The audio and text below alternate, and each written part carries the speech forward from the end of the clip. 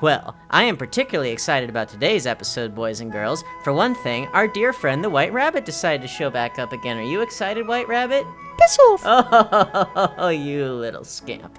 I'm excited too, because today we're looking at Terry Gilliam's 1977 solo directorial debut, Jabberwocky, which happens to be one of the best films in the entire lineup this month. Terry Gilliam was primarily known as an animator and occasional actor as part of the now legendary British comedy troupe Monty Python. Although Gilliam was known as the American Python, he later renounced his U.S. citizenship because of his disagreements with the Bush administration over the Iraq War. As a director, Gilliam's films are known for their creative surrealism, dark humor, biting social satire, and whimsical insanity. His films are often critiques of dystopian totalitarian regimes or other incompetent governments. Almost all of the time, they have at least one foot firmly planted in fantasy. After having directed the animated portions of Monty Python and the Holy Grail in 1975, Terry Gilliam struck out on his own with his first solo live-action feature film independent of Monty Python. And what did he choose to do? An adaptation of Lewis Carroll's poem, Jabberwocky. At first glance, this film has nothing to do with Alice in Wonderland, but you'd be wrong, person who has obviously never read the books. The poem Jabberwocky was included in Through the Looking Glass, so it is part of the Alice universe. So ha!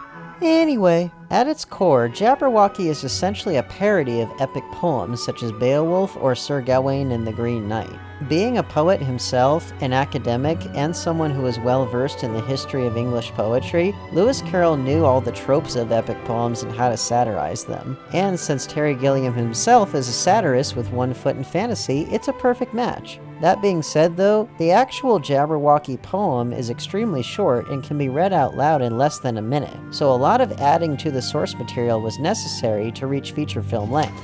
He took his vorpal sword in hand.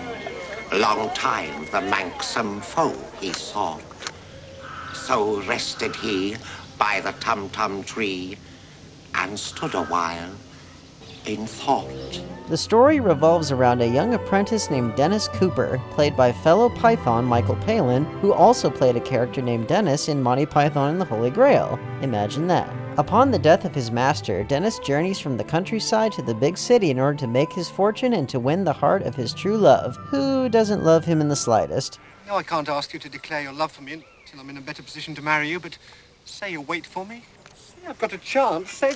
Let go. Isn't that the way it usually goes? But the city is heavily guarded and is ruled over by a very senile monarch, King Bruno the Questionable. Best monarch name ever. King Bruno the Questionable is holding a series of games by which a champion will be chosen to slay the monster known as the Jabberwocky that has been brutally killing people all over the kingdom.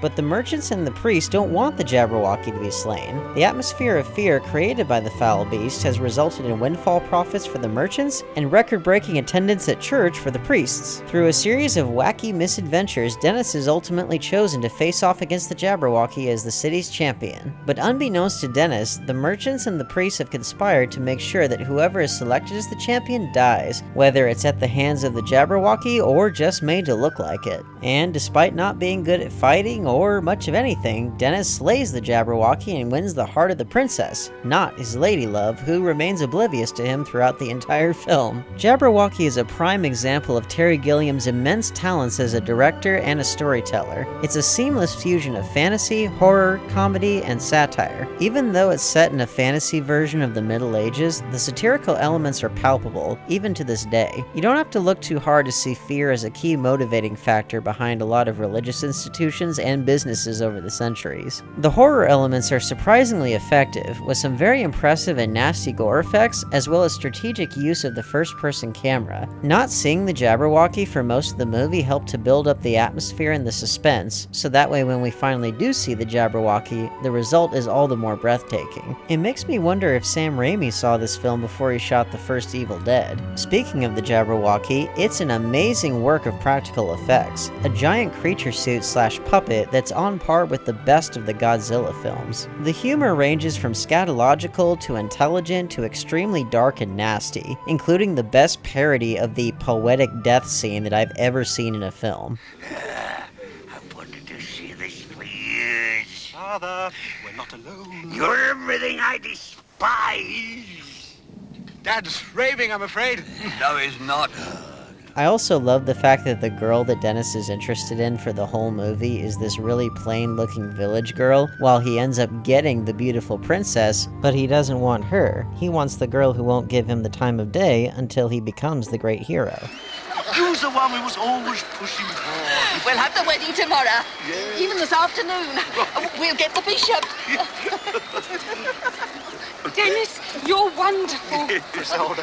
This film feels like the one that bridged Terry Gilliam's Monty Python period with his later satirical masterpieces such as Brazil and Fear and Loathing in Las Vegas, which actually has a lot in common with Alice in Wonderland. It actually included the Jefferson Airplane song White Rabbit on the soundtrack. Oh, déjà vu. But despite Jabberwocky not being a Monty Python film, some early American posters gave it the title Monty Python's Jabberwocky. This really pissed Gilliam off, but sadly, it wouldn't be the last time he'd butt heads with studios or distributors who were trying to tamper with his vision. Overall, Jabberwocky is one of the best Alice in Wonderland films I've ever seen. Even though it adds much more to the source material than it subtracts, it does so in a way that's incredibly entertaining, and illustrates where Terry Gilliam's career would go in the decades to follow. Now, I know that some people don't really like this film, saying it's kind of inferior to Terry Gilliam's later work, but to be honest, it really stuck out to me, especially amongst all the other... White Rabbit, why are you shaking?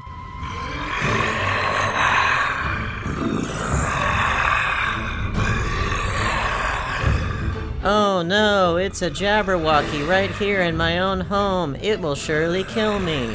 Whatever shall I do? How do you know so much about Jabberwocky? Well, you have to know these things when you're a YouTuber, you know?